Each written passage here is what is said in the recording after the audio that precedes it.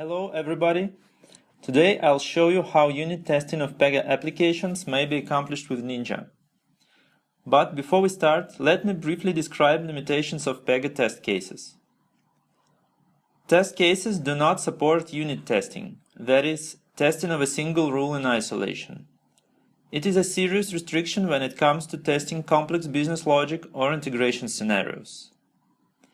Then, low reusability of testing artifacts. For example, as of Pega 7.2.2, there is no way to split complex assertions into separate blocks and reuse them in multiple test cases. And finally, there is no way to create complex test cases calling several rules in sequence, then asserting combined results. This is when Ninja unit testing comes in handy. We have designed it to be a full-fledged testing framework supporting rule stubs and mocks. It allows writing tests varying from trivial unit tests when a single rule is being tested, through integration tests when a number of rules are being tested in conjunction with each other, to component tests when interaction with external systems may be involved. Ninja unit testing also promotes reuse of testing artifacts and allows you to write complex test scenarios. Let's assume that you have a requirement to automatically calculate loan application risk category according to the following algorithm. If applicant is 21-year-old or younger, then depending on the amount of the loan, assign the following risk category. For applicants older than 21 years, assign the following risk category depending on the loan amount. Only clients that are 18-year-old and older may apply.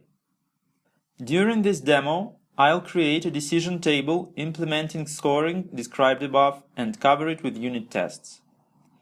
For the purpose of this demo, I'll use IntelliJ IDEA Community Edition as an IDE and Maven for dependency and build lifecycle management.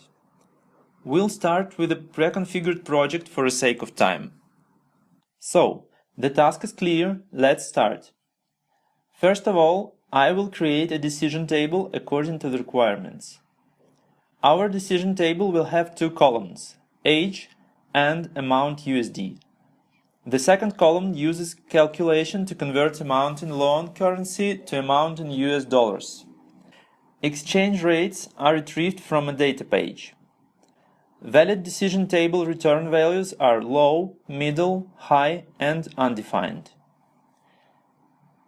Here we are. The decision table is configured according to the requirements. Please note that I haven't forgotten to restrict the minimal age of an applicant. Clicking Save button. Oops, Ninja shows warning that description for the rule should be provided on the History tab. No problem, I'll fix it. Done. Perfect. Now let's check how it works. I will set an age to 19, amount to 2000 and currency to USD. The return value is middle as expected. What if I change currency to euro? The return value is high, which is correct given that exchange rate from euro to dollar is more than 1. Nice, the decision table seems to work correctly. But before sending my task for review, I would like to cover with tests all possible paths of the decision table to make sure they work correctly. For complete verification of this decision table's logic, it should be enough to check return values for the following input values. Wait, we forgot about currency conversion. What if calculation we defined doesn't work correctly? It is a good idea to test decision table behavior for different input currencies. We should know exact value of exchange rate from a given currency to US dollars at the moment of a test run to be able to match boundary values. In fact, exchange rate is another input value for our rule and we should treat it respectively. So the final list of tests should look like this. Note that with an exchange rate being another input value, it doesn't really matter what currency we are using for the tests. Now, let's start writing unit tests for our decision table with Ninja. First of all, we should start with creating a Java class for our tests.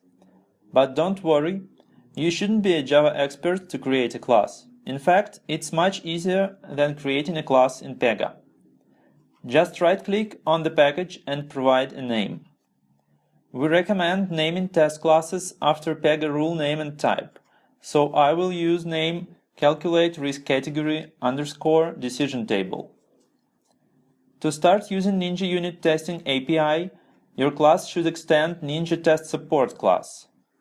Just type extends and start typing Ninja, and IDEA will help you to complete the statement.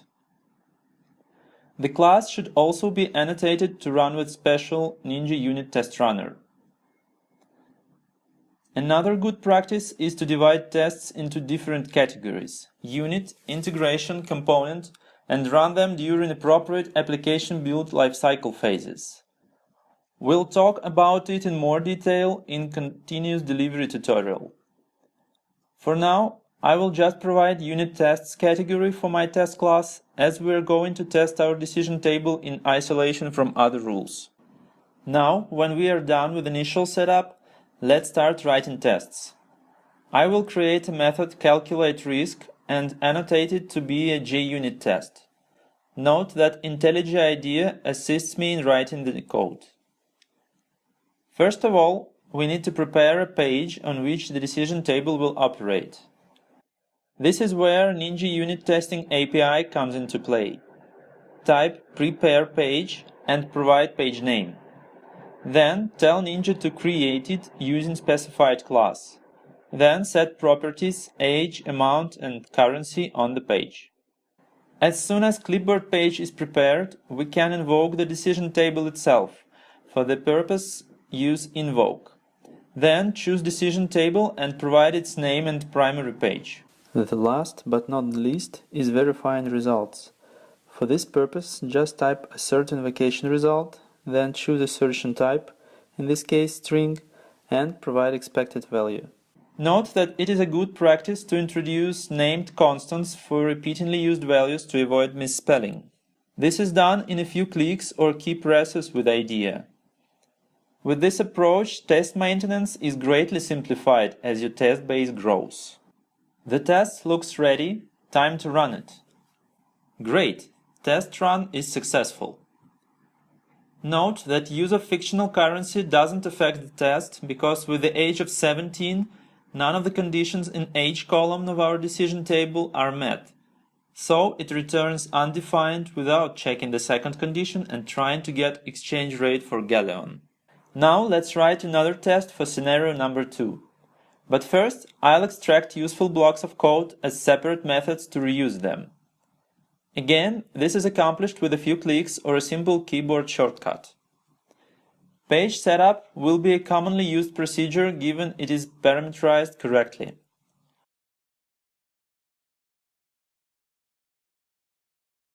Decision table invocation will be the same for all tests, so I will extract it to a method called invokeDT. Now, creating a second test is as easy as cloning the first one and changing input values. Let's run our second test and verify its status. There is one subtle problem with the test, which is revealed if you look at the server log. External system was invoked for exchange rates. While being a major problem for teams using Pega test cases, it is just a pleasure to deal with in Ninja unit tests and its mocking capabilities. Let's take a closer look at exchange rates data page. You can see that it uses activity load latest exchange rates to retrieve exchange rates from external system, which prepares requests based on parameters passed, invokes REST connector, and parses result. If we run this data page, we can see that exchange rates for a given base currency are stored in the rates property, which is of value group type. This property is later used in our decision table for the column amount USD. We would like to replace call to activity with some test double that would behave as activity, verify input parameters, and produce results for data page. This is just what mocking essentially is. To mock an activity, we should add expect statements just before decision table invocation. So we type expect and activity and provide name and class. To define mock behavior, we will add invocation of endMock method. This method throws exceptions, so I will add it to method signature. Note that IDEA generates most of the code for me. I will use assert parameter to assert that correct values were passed to activity and prepare primary page to produce mocked activity results. When this test is run, activity load latest exchange rates will not be invoked to load data page exchange rates, and mock behavior will be applied instead.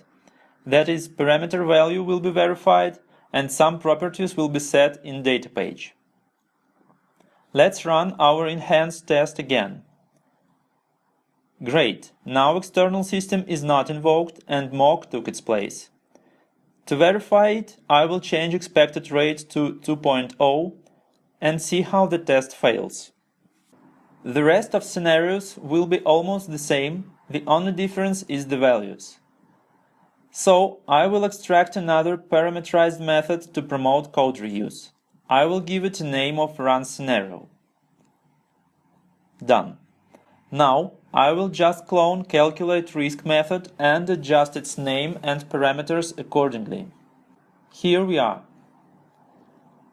Let's run all tests we've written for the final check. Oh no, one test has failed.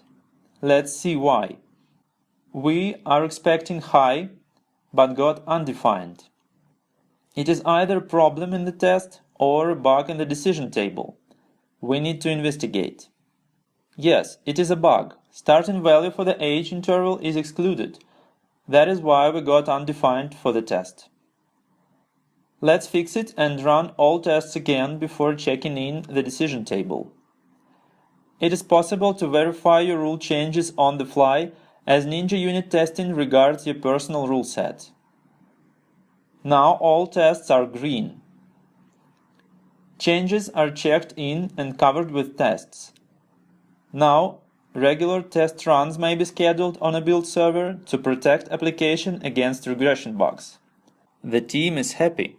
We hope this demo was useful and you liked Ninja unit testing. For more information about Ninja, please visit us at pegadevops.com or join our group in LinkedIn.